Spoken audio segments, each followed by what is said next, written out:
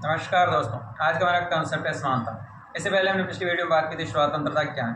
स्वतंत्रता और समानता दोनों ही आधुनिक युग के प्रमुख राजनीतिक आदर्श हैं। इन आदर्शों की शुरुआत होती है 1789 की फ्रांसीसी क्रांति से, जिसमें स्वतंत्रता, समानता और बंधुत्व जैसे आदर्शों को शामिल किया जाता है। स्वतंत्रता के नायकों ने साम्यवादी शक्तियों को परास्त कर एक नए युग की नींव रखी, परंतु प्रारंभिक उदारवादियों ने स्वतंत्रता के विचार क्षेत्र को मुक्त बाजार अर्थव्यवस्था के साथ जोड़ा। तब से धनवान और निर्धन व्यक्तियों की स्थिति में बहुत बड़ा अंतर है, जिससे समाज में एक बहुत बड़ा असंतुलन पैदा हुआ। ऐसे में समानता के आदर्श ने उस असंतुलन को दूर करने का बीड़ा उठाया। मैथ्यू अर्नोल्ड कहते हैं कि विषमता का स्वाभाविक और अनिवार्य परिणाम यह होता है कि हमारे समाज का उच्च वर्ग भौतिक लाभ के पीछे भागने लगता है, मध्य वर्ग असभ्य लोगों जैसे व्यवहार करने लगता है और निम्न वर्ग पारसिक जीवन जीने को विवश हो जाता है। समानता और विषमता की जो समस्या है वो आदिकाल से ही राजनीतिक चिंतन की प्रमुख समस्या रही। ऐसे में अरस्तु कहते हैं कि विषमता अनेक राज्यों में रिबेलियन का कारण सिद्ध होती है। समानता और विषमता के मानदंड प्रत्येक युग में बदलते रहते हैं। Equality as a statement of right not of fact, यानी कि समानता अधिकार का विवरण देती है, तथ्यों का नहीं। समानता एक ऐसी स्थिति है जिसकी मांग की जाती है, ऐसा गुण नहीं जिसका विवरण दिया जाए। हाँ, कभी कभी हम लाक्षणिक अर्थ में ये कहते हैं कि सब मनुष्य जन्म से समान, प्रत्येक मनुष्य विवेकशील प्राणी है, रैशनल क्रिएशन। इसका मतलब है कि सब मनुष्य को समान अधिकार मिलने चाहिए। ये नहीं कि सब मनुष्यों की शारीरिक और मानसिक क्षमताएं, सुंदरता और प्रतिभा समान या बराबर हैं।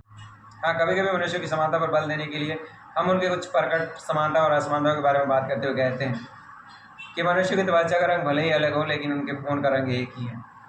प्रकृति ने भिन्न भिन्न जातियों को भिन्न भिन्न तत्वों से नहीं बनाया। कोई भी जड़ी बूटी या औषधि सब मनुष्य पर एक जैसा प्रभाव डालती है।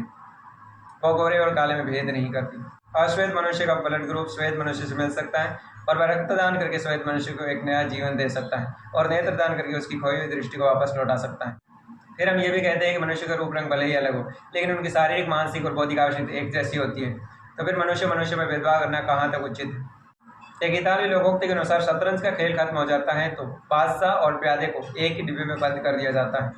कुछ लोग समानता के विरोध में तर्क देते हैं कि वह प्रकृति के नियम के विरुद्ध है। वह कहते हैं कि प्रकृति ने सब वस्तुओं को असमान बनाया, जैसे धरती और आकाश का कोई मेल नहीं, सूर्य, चंद्रमा और सितारे, पर्वत, शिखर और घाटियाँ, नदियाँ और समुद्र, पेड़ और पौधे, पशु पक्षी, कीट पतंग, स्त्री पुरुष, छोटे बड़े, काले गोरे, सब असमान हैं। तो हम समानता के नियम लागू करने की कोशिश क्यों करें। ऐसा तर्क वही लोग देते हैं जिनको इन विषमताओं से लाभ प्राप्त होता है और जो इस लाभ को अपनी योग्यता का पुरस्कार समझकर दूसरों को इससे वंचित रखना चाहते हैं। सच्चाई ये है कि हम अपने जीवन में प्रकृति की व्यवस्था को ज्यों का त्यों स्वीकार नहीं करते, बल्कि उनको मानवीय आवश्यकताओं के अनुसार संवारने का प्रयत्न करते रहते हैं। जिस नदी में बाढ़ आकर खेतों और घरों को डुबो सकती है, उसमें हम बांध बनाकर न केवल उसके संभावित विनाश को रोकते हैं, बल्कि पानी की शक्ति से बिजली पैदा करते हैं और बचे हुए पानी से खेतों की सिंचाई करते हैं। ऐसे में प्रकृति की आड़ लेकर के समानता का विरोध करना कहाँ तक उचित है। समानता एक आधुनिक विचार है। अमेरिकी क्रांति 1776 और फ्रांसीसी क्रांति 1789 से पहले तक धन संपदा, पद प्रतिष्ठा और शक्ति की विषमताओं को स्वाभाविक और अटल व्यवस्था के रूप में स्वीकारा जाता था और तत्कालीन प्रचलित विचारधाराओं के द्वारा उनको उचित और तर्कसंगत ठहराने का प्रयत्न किया जाता था। परंतु आधुनिक युग के आरंभ से इन विषमताओं पर क्वेश्चन मार्क लगाकर पता लगाने की कोशिश की जाने लगी कि कौन सी विषमताएं सामाजिक व्यवस्था की देन है और कौन कौन सी विषमताएं अनुचित हैं और किन किन विषमताओं को सामाजिक कार्रवाई के द्वारा दूर किया जा सकता है। इसका मतलब है कि मनुष्य की समानता एक मान्य सिद्धांत है और सामाजिक जीवन में केवल उन्हीं विषमताओं को स्वीकार किया जा सकता है जिनका कोई तर्क संगत आधार हो।